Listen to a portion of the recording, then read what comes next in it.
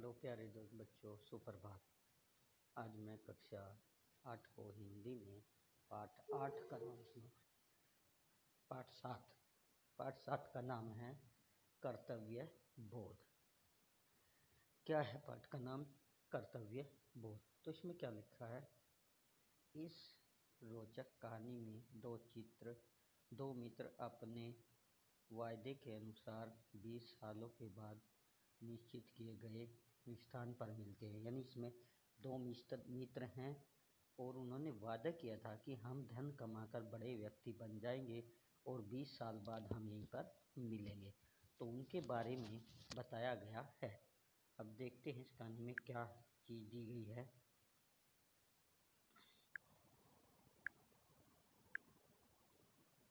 अब लिखा है, सदैव कर्तव्य का साथ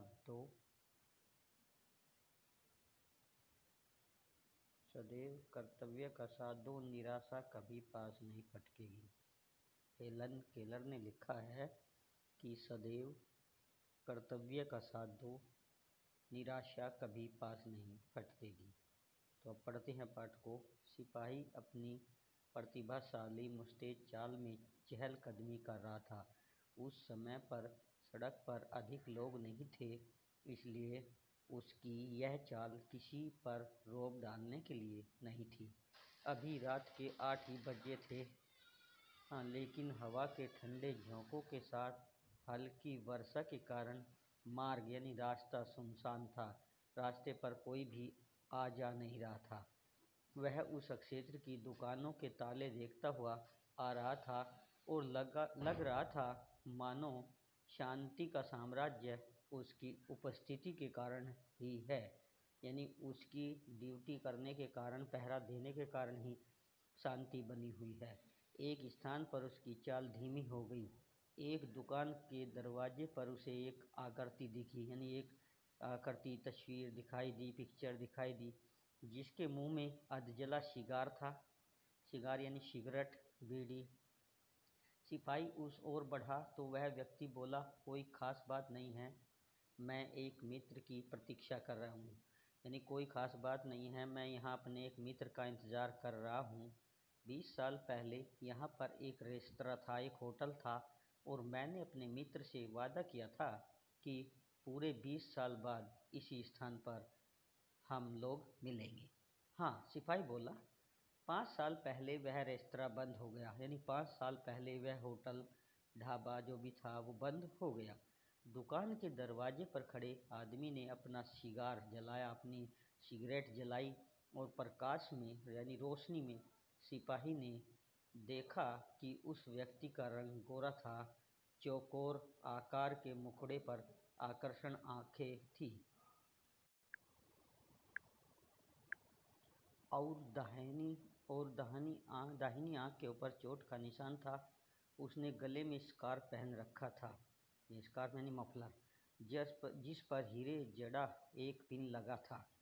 वह व्यक्ति बोला, 20 साल पूर्व आज की रात मैं अपने परम मित्र यानी घनिष्ठ मित्र जिमी के साथ रेस्तरां में खाना खा रहा था। हम दोनों यही न्यूयॉर्क में पैदा हुए और बड़े हुए। मैं तब 18 वर्ष का था और जिमी 20 का था। दूसरे दिन सवेरे ही मैं न्यूयॉर्क छोड़कर दक्षिण की ओर अपनी किस्मत आजमाने जाने लगा। यानी मैं अपने काम धंधे के लिए जाने लगा। जिमी को भी बहुत कहा था, परंतु वह तो न्यूयॉर्क को दुनिया का दिल समझता था। यानी वह तो न्यूयॉर्क को ही सब कुछ समझता था। सो उस रात हमने फैसला किया, 20 साल बाद इसी रात इसी समय हम यहीं मिलेंगे। भाई, हमें संसार के किसी भी कोने में क्यों न आना पड़े। काफ़ी रुचिकर लग रहा है यह सब सुनकर। यानी बहुत ही अच्छा लग रहा है, रुचिकर लग रहा है यह सुनना। सिपाही ने कहा, लेकिन क्या इस बीच तुम दोनों में कोई पत्र व्यवहार नहीं हुआ? हाँ, कुछ दिनों तक तो हुआ, परंतु 1-2 वर्षों पश्चात हमें एक दूसरे के ठिकाने पता नहीं रहे और हम दक्षिणी अमेरिका में भी एक स्थान पर अधिक देर नहीं रहा। लेकिन मुझे पूरा यकीन है कि यदि मेरे दोस्त जिमी आज जिंदा हैं तो मुझसे मिलने अवश्य आएगा, और यह जानकर कितना खुश होगा कि मैं हजारों मील दूर से उससे मिलने आया हूँ। उसने अपनी कलाई पर रतन जड़ी घड़ी देखी और बोला, अब 10 बजने में 3 मिनट बाकी हैं। हम यहाँ से पूरे 10 बजे विदा हुए थे। लग रहा कि आपने इन 20 वर्षों में काफ़ी धन कमाया है, सिपाही ने पूछा। बेशक, क्यों नहीं। मुझे यकीन है जिमी ने मुझसे आधा धन तो अवश्य कमाया होगा। क्या विचार कर रहा है, सोच रहा है, बता रहा है कि हाँ, मुझे पूरा यकीन है कि जितना धन मैंने कमाया, जिमी ने कम से कम उससे आधा धन तो ज़रूर कमाया होगा। न्यूयॉर्क में जिमी जैसा एक इससे अधिक क्या कर सकता होगा, यानी जिमी जैसा व्यक्ति इससे अधिक क्या कर सका होगा। लेकिन उधर की ओर तो तेल व्यापारियों के साथ काम करने के कारण हर आदमी की बुद्धि तेज हो जाती है। यानी उधर जिधर मैं गया था, बॉब गया था जिधर, वो बोलता है कि उधर जो है हर आदमी की तेल व्यापारियों के साथ काम करके बुद्धि बहुत तेज हो जाती है। सिपाही अपनी छड़ी घुमाता हुआ चलने लगा और बोला, अच्छा, मैं चलता हूँ। आशा है, उम्मीद है आपका दोस्त आता होगा। क्या आप रुकोगे उसके लिए? सोचता हूँ आधा घंटा तो और रुकना चाहिए। अगर वह जीवित है तो अवश्य आएगा। अच्छा, शुभ रात्रि, यानी रात्रि की नमस्ते, कहते हुए सिपाही आगे की दुकानों के ताले देखता हुआ चला गया। वर्षा कुछ तेज हो गई थी, यानी बारिश पड़ रही थी, वो तेज हो गई। हवा भी कुछ अधिक तीखी थी, यानी तेज थी। सो इक्का दुक्का एक दो आने जाने वाले अपने ओवरकोटों के कॉलर ऊपर उठाकर तेजी से घरों की ओर लपकने लगे थे। यानी इक्का दुक्का आदमी सड़क से जा रहा था जिसने ओवरकोट पहन रखा था और उनके कॉलर ऊपर उठा रखे थे, तो लपके जा रहे थे। वह व्यक्ति वहीं द्वार यानी दरवाजे की आड़ में ओट में पीछे खड़ा 20 मिनट तक अपना सिगार पीता रहा, अपनी बीड़ी सिगरेट पीता रहा। तब एक लंबा तगड़ा व्यक्ति कॉलर ऊपर उठाए उसकी ओर आया और आते ही पूछा, क्या तुम बॉब हो? द्वार पर खड़ा व्यक्ति उछल पड़ा, अरे तुम जिमी हो क्या? यानी दोनों दोस्त ने आपस में पूछा कि तुम बॉब हो, दूसरे ने पूछा, अरे तुम जिमी हो।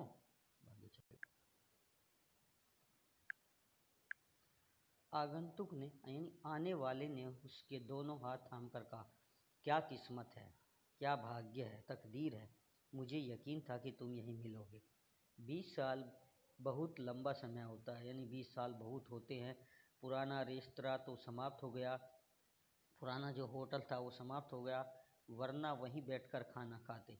किस्मत ने कैसे कैसे खेल खिलाए और दोनों बीता और कैसे बीता तुम्हारा जीवन, बताइए।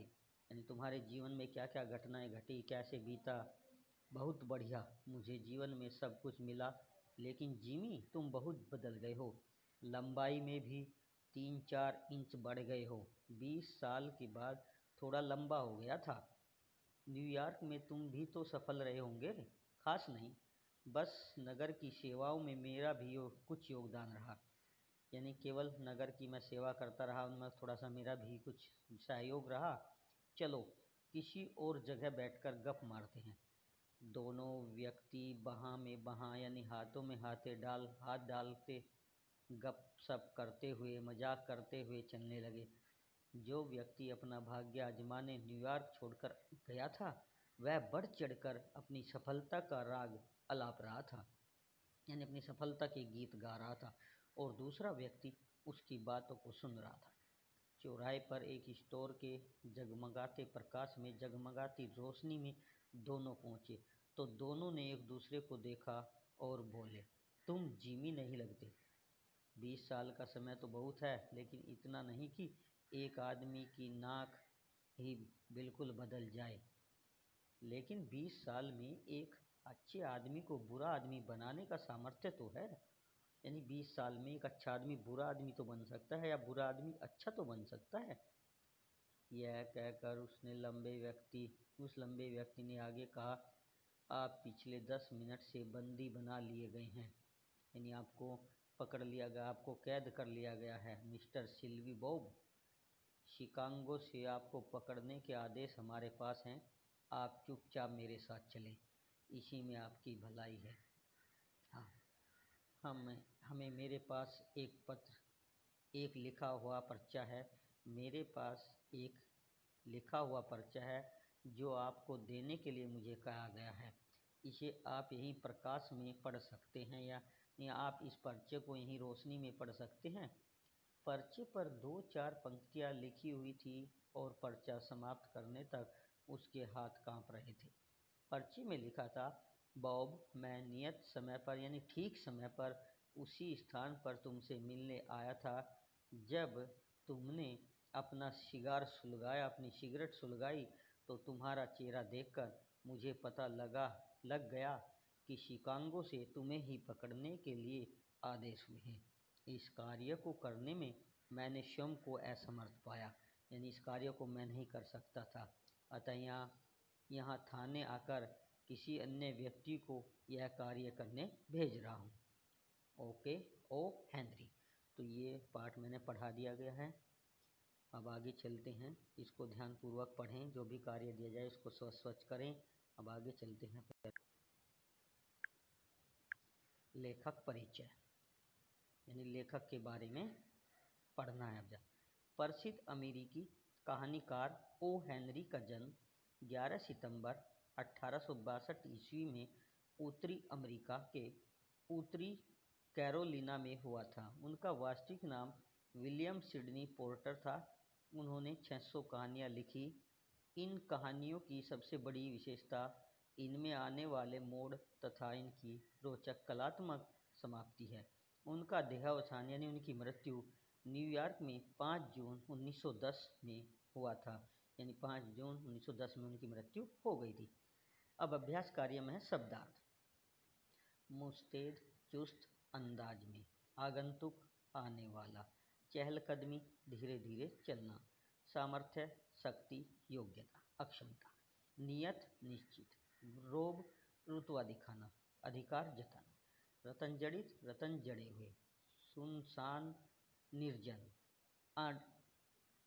आजमाने जांचने परखने, यकीन विश्वास, इक्का दुक्का एक दो। मुहावरा, राग अलापना अपनी बात की रट लगाना, राग अलापना अपनी बात की रट लगाना। कठिन शब्द श्रुतलेख, मुस्तैद, साम्राज्य, रेस्तरां, रतनजड़ित, व्यापारियों, आगंतुक। तो ये थे हमारे पाठ पढ़ा दिया गया है। शब्दार्थ हो गए, लेखक परिचय भी आपको लिखना है, शब्दार्थ भी आपको लिखने हैं। तो आज का पाठ यहीं तक प्यारे बच्चों।